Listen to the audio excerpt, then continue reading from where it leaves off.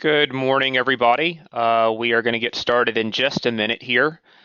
This is Brian from SnapStream, and I just want to do a few housekeeping items before we jump into the webinar.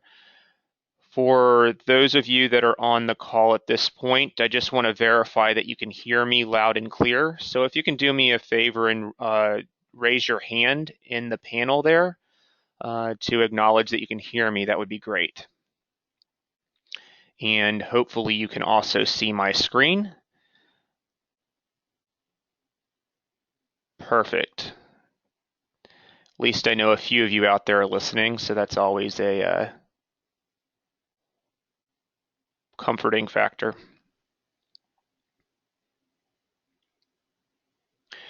There's always a few people straggling in here, so we're going to give it just another 1 to 2 minutes.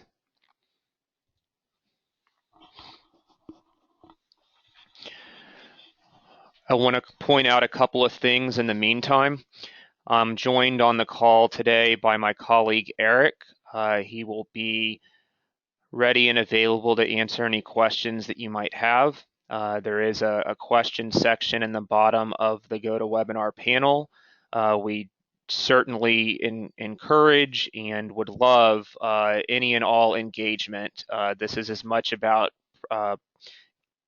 answering specifics to your use cases as it is about me providing our product information.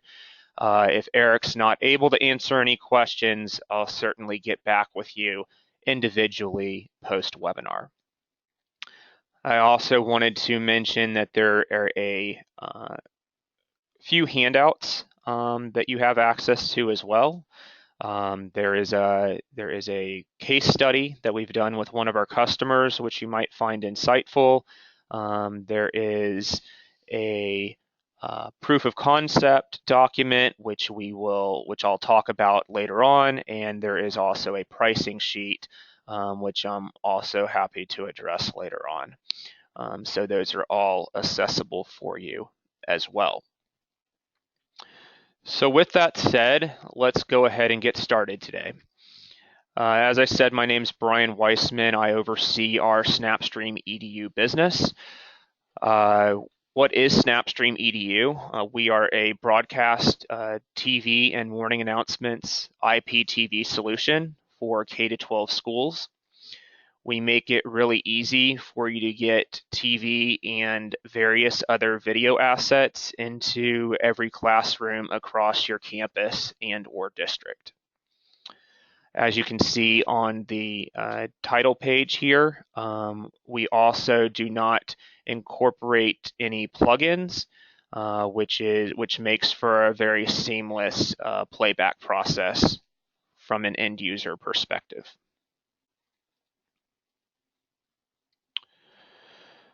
So this morning we're going to cover a few different topics. Who are we? Why use video for morning announcements? Why use TV content in your school system? An overview of the product.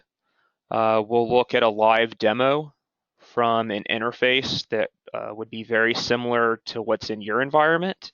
And then we'll talk about implementing a proof of concept if that's something that's of interest. So before I go any further, I am going to also ask a few questions throughout the webinar this morning, and we'll get started with a very basic one here. So I'm going to put a question up on the screen. Go ahead and take a second to provide your answer, and then I will share feedback.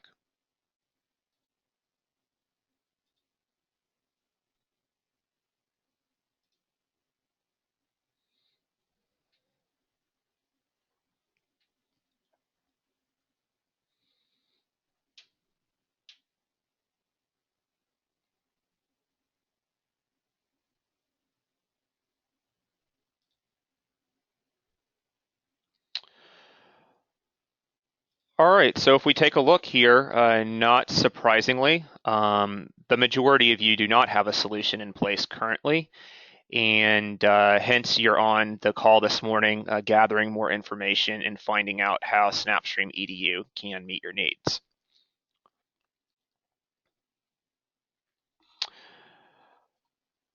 So who are we? We are a group of small but nimble employees across support, development, sales, marketing, headquartered out of Houston, Texas. As you can see at the bottom, we work with a wide variety of customers, everything from 100,000 student school districts to small private schools and everything in between. We also, for a variety of other reasons, work with industries spanning higher education, government, entertainment, etc.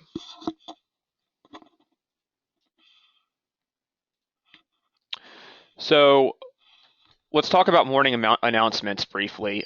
Schools in general are shifting to video announcements. Back in the Stone Age when I was in school, uh, almost everything was audio and PA based only.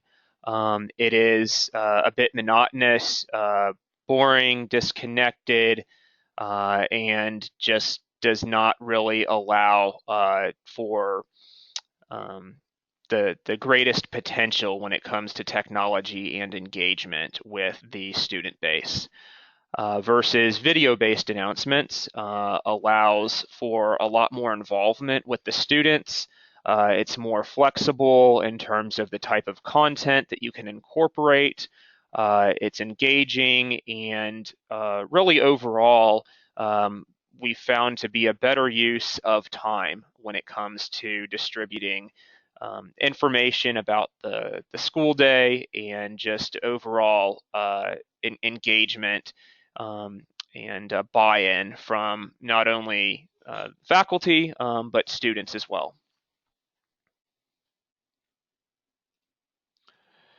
And on the TV side, there's a variety of reasons that TV is used in the classroom.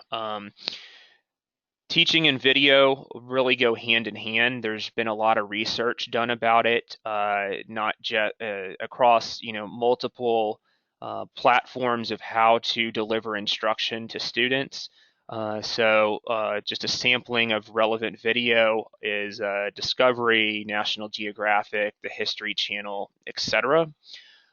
When we go into the demo portion, you'll see how flexible it is to not only incorporate live broadcast TV into the classroom, but also to build up an archive of on-demand content and incorporate that into your curriculum as you see fit. We're also used in a lot of media studies and world culture classes. Obviously, there are a lot of current events that take place that might not be during classroom hours, and SnapStream allows you to access that information very easily. And lastly, foreign language, a lot of real world programming that you could once again incorporate into foreign language classes and really deepen that student language expertise and allow collaboration, I guess, between what's going on outside the classroom and what you're teaching within those walls.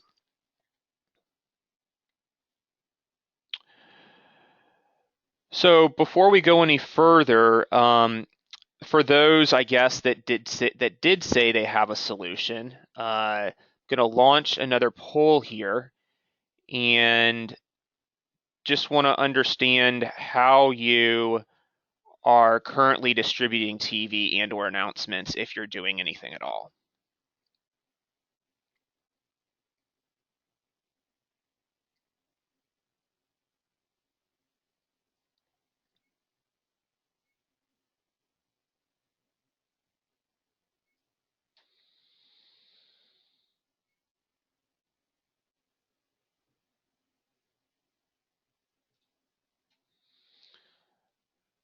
So if I share those results here, you'll see that it's mostly some type of pretty scaled down platform like a YouTube or Vimeo. There's a smattering of other options.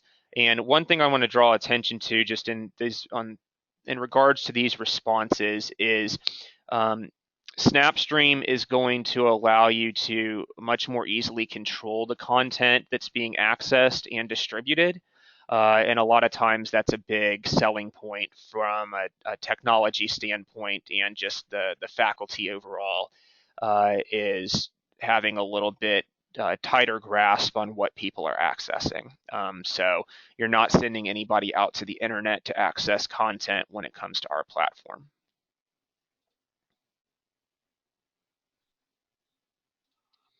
So let's talk about how it works. In a nutshell, SnapStream's IPTV solution takes in the source or sources that you're looking to distribute. That goes into a SnapStream encoder, and then this animated little guy that you see on the screen is a SnapStream server, which is the brains of the system distributing out that content across your local network to any number of classrooms and or various buildings throughout your organization. So as the visual indicates, it could be, like I said, a variety of different feeds of content, whether it is uh, internal content like morning announcements, a DVD player, traditional broadcast TV, or all of the above. Those are fed into a SnapStream encoder.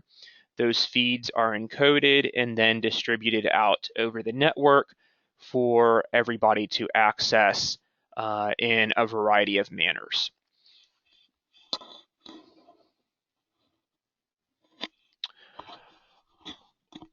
Quite simply, our platform is easy to use and it just works. So a lot of other solutions that schools have tried, if they've tried anything, there's hurdles to it, and it's just not efficiently scalable. And therefore, if it's not scalable and user friendly, it doesn't get implemented, and they either resort to something else or just scrap the idea of distributing content altogether. You'll notice right off the bat when we jump into the interface how clean and easy to navigate it is. So I mentioned earlier the ability to distribute live and or recorded TV. This slide is also to indicate that we're very flexible across any type of device and or browser.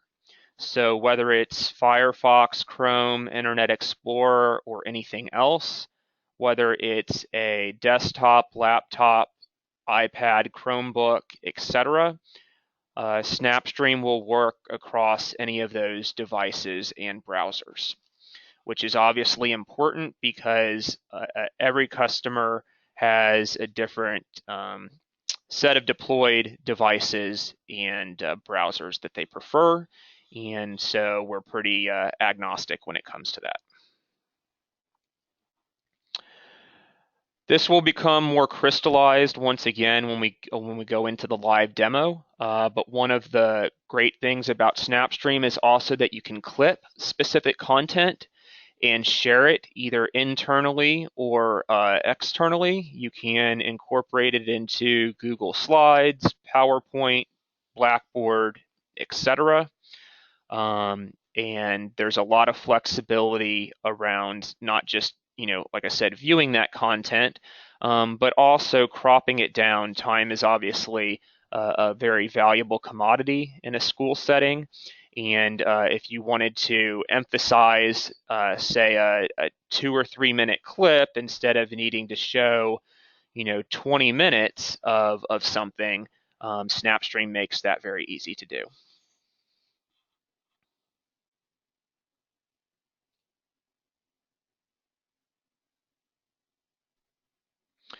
So back to morning announcements for a second. It's literally as easy as 1, 2, 3.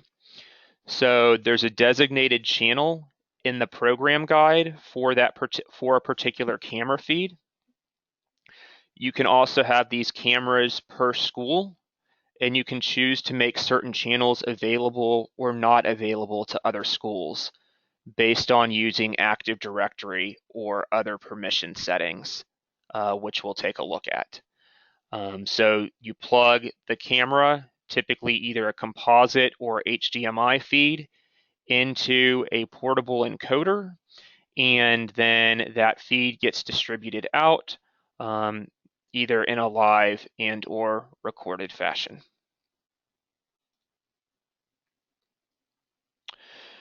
There's also another use case in which you can upload a variety of video files onto the local SnapStream server for playback. So whether it's professional development, various class lessons, school sports, think of this as a digital repository where you can roll up, any content that you have possession of and make it centrally accessible to all of your users across the system.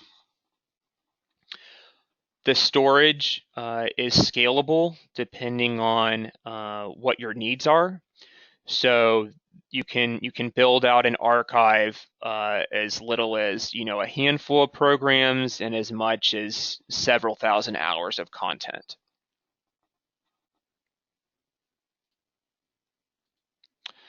Also, we have a SnapStream SetTop Box, which is an accessory to the overall solution.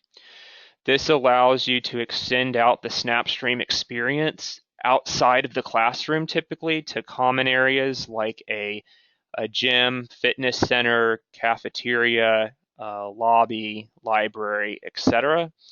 The set-top box connects to the back of a TV display, and you're able to pull up any content that you would on the regular interface. You can pull that up on a TV display. That's controlled either with the remote, like you see in this visual, and it can also be controlled centrally. So you could push content out, say from the principal's office to all of those displays.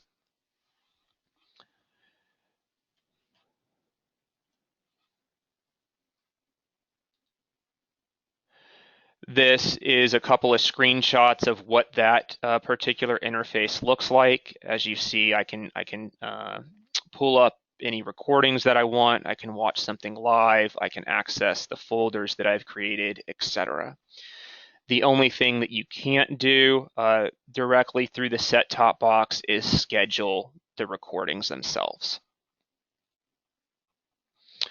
So seeing is believing. I could do a lot more talking, but as I said, I think it becomes very clear all the functionality and the ease of use if we actually look at the interface itself. Before doing that, though, want to see if anybody has any additional questions. If you do, please go ahead and ask those, and we will make sure to get them answered.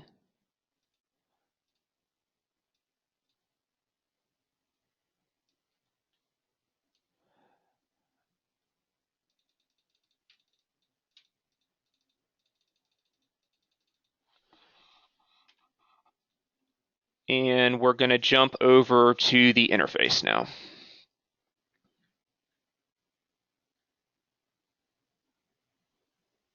Give me just 1 second here.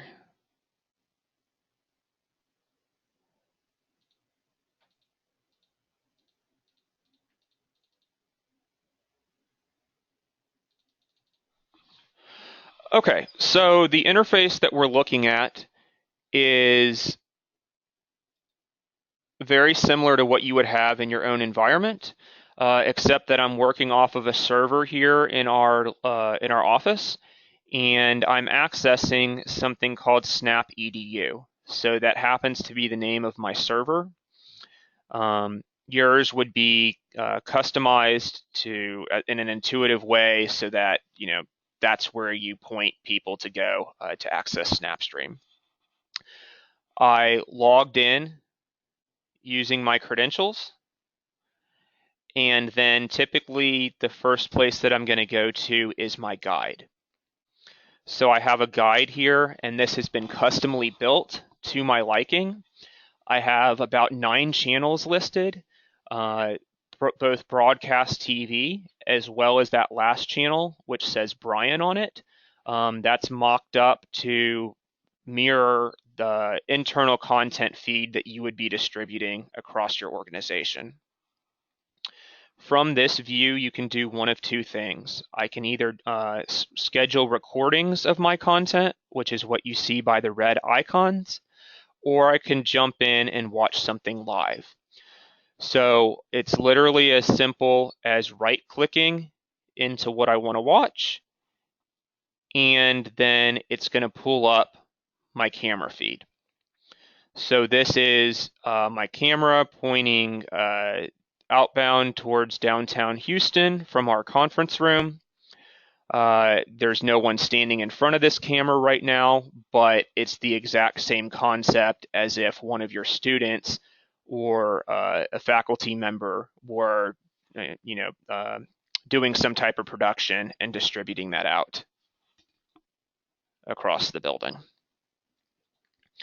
Likewise, I can jump in and watch something live in ESPN. I could also record a particular program. I can record a particular time slot, or I can record everything 24/7 across this channel. If I jump in to watch live, there it is. And I am now watching live TV. This is a multicast stream, which simply means that it's one stream going out regardless of the number of end users, versus unicast. If I were to click on something that's being recorded,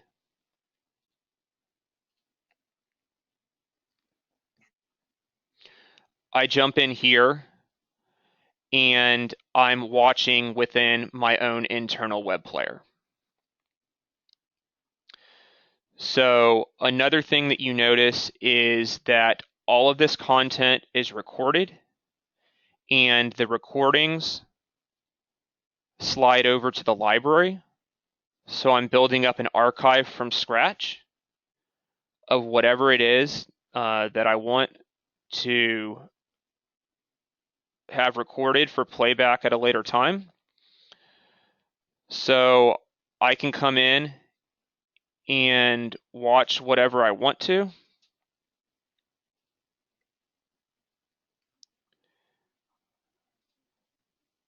Bad example there. Something's going on with that feed.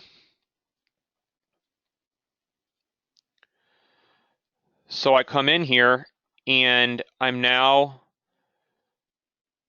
jumping in and watching this program, and you see that I also have the closed captioning of that content on the right-hand side. So we pull in the closed captioning. This is only going to be on the broadcast piece of it, because more than likely content that you are recording in-house is not going to have accompanying closed captioning, but we pull in the closed captioning and we make that searchable. So if I go back to my library, I can do a specific needle in the haystack search for something like severe weather, and it's going to give me, it's going to take me to the exact moment in time where that was mentioned. So then I can crop out whatever I need. And so if I crop this, and then I've got my 30-second clip,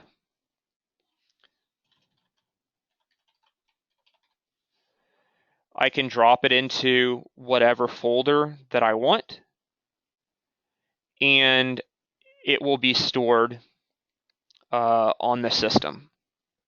I can also download that and do whatever I want to with it.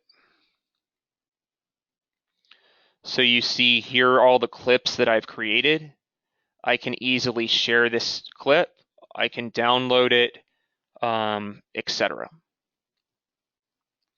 So I just did a manual search. There's also the ability to set up automated alerts at a school or district level.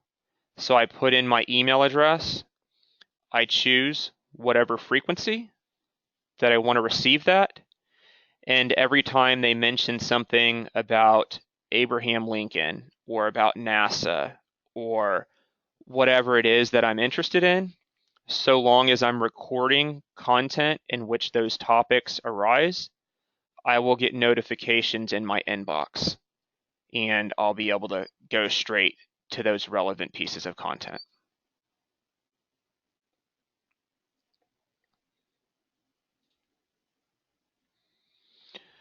In the library, you see here is the upload function. So I can pull in a variety of different content, and once again, create various folders by department or campus, etc., as needed.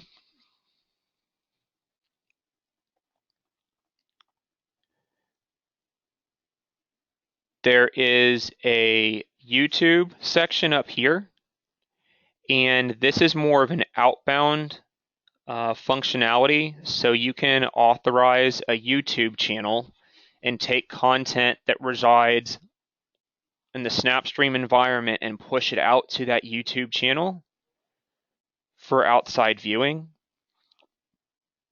This is not live, so you would take a recorded bit of content and you would push it out to that YouTube destination.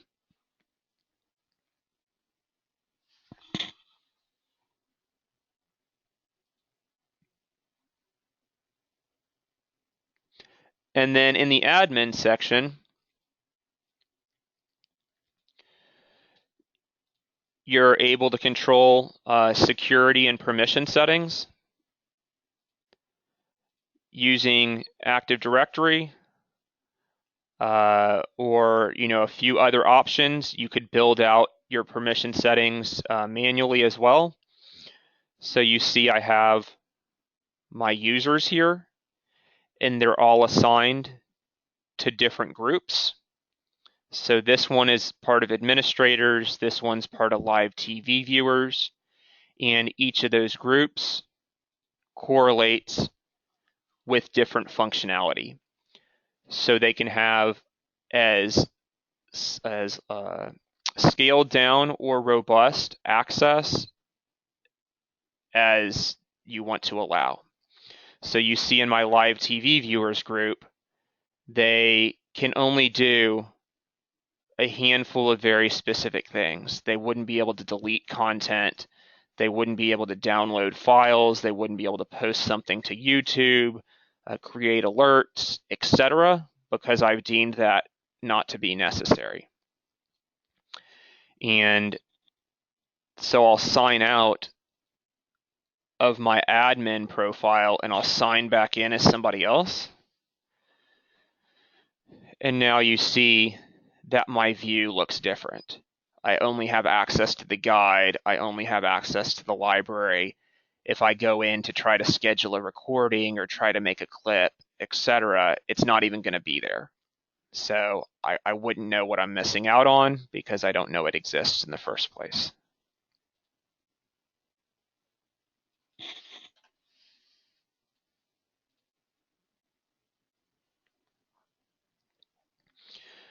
At the bottom of the admin section is how you can authenticate any external accounts. You can have various YouTube pages, and you just need to push the content to the appropriate one.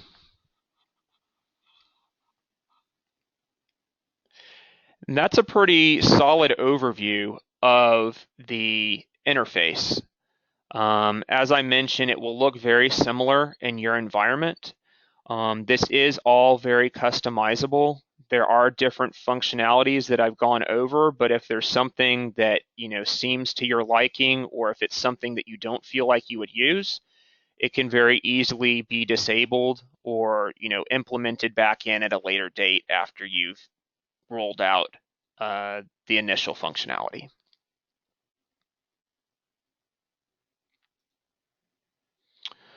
I want to ask a few additional questions here.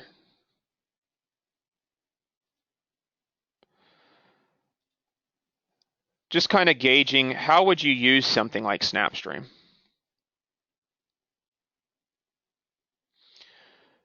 So I've put that another poll back up, and wanted to scope out what everybody's looking into. And it's kind of looking like the same feedback that I'm been familiar with in the past. It's a pretty mixed bag of different things, which is great because that's why we offer, the ability to do multiple things.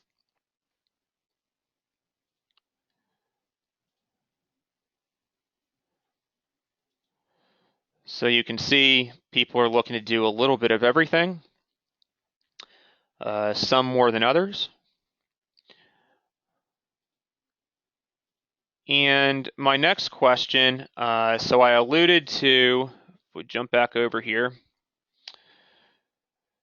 to this slide, we are really big on, making sure it's the right fit for you.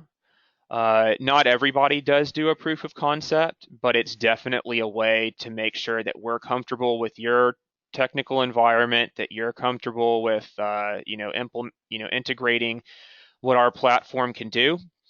So I had posted or put a handout in the panel, and I wanted to get a sense of who might be interested in doing a proof of concept.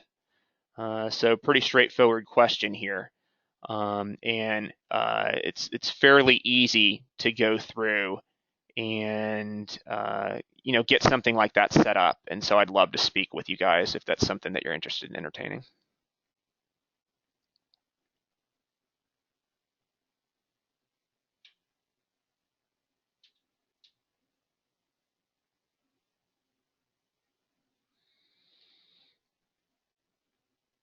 Perfect.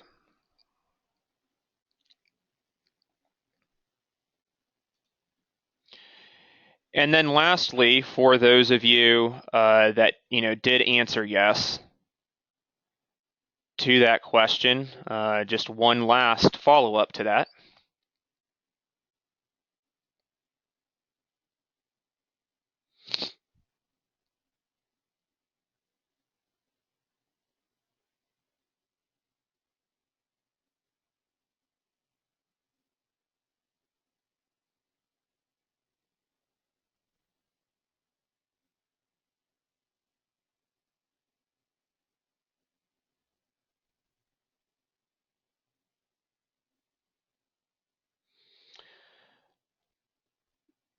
Great. So looks like we've got some good feedback in that regards.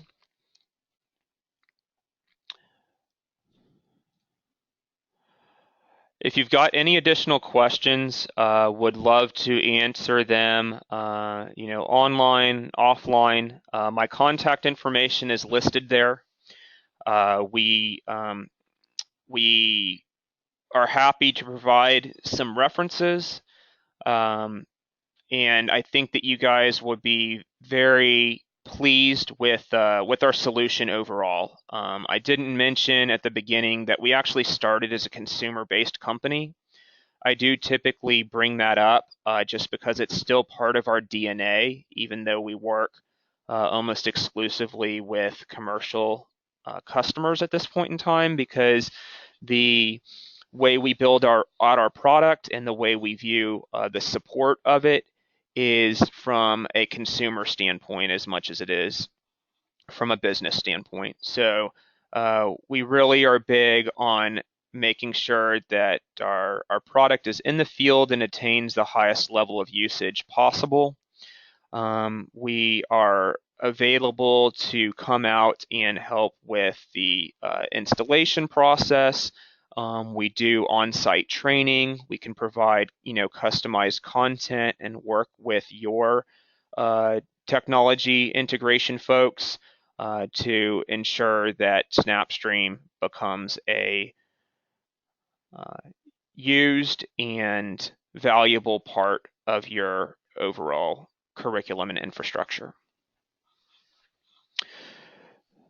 So we're going to stick around for a few more minutes here.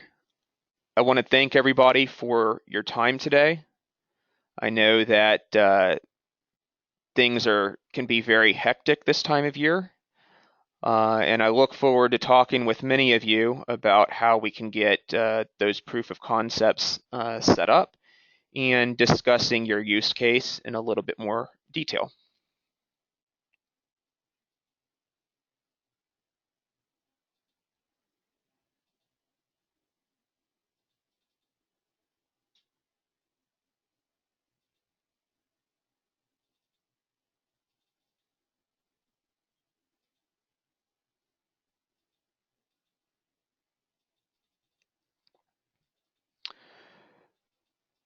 So I'm having a little bit of trouble here seeing uh, on my end what some of the questions are, but I did notice that there was a question about VLC, so I do want to address that for just a second. So when I played back the multicast feed, it does play back through VLC player, but that is not uh, it populates seamlessly. So VLC is something that has to be deployed to your client devices. Uh, However, there's not a plugin per se that has to be installed or that has to be um, triggered in order for it to play back. So the software is built such that it automatically populates VLC for playback. That's only on the live streaming side of the house, and that's only if your network is configured for multicast. If it is unicast or if it is recorded, it's always going to play back through our internal web player.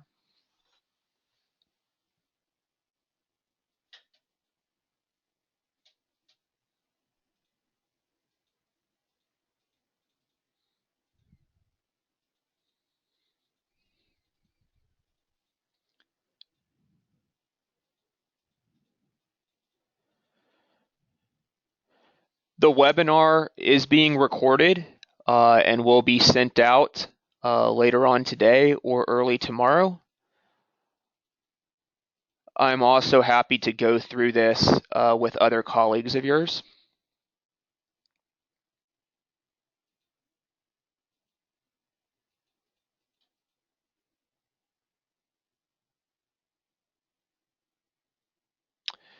And I'm going to scour these questions just to see if we've missed anything after the fact.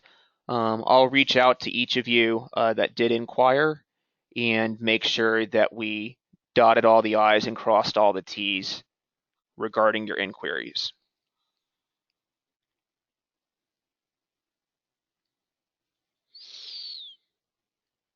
Once again, I appreciate everybody's time this morning. Look forward to connecting with you very soon, and have a great rest of the week.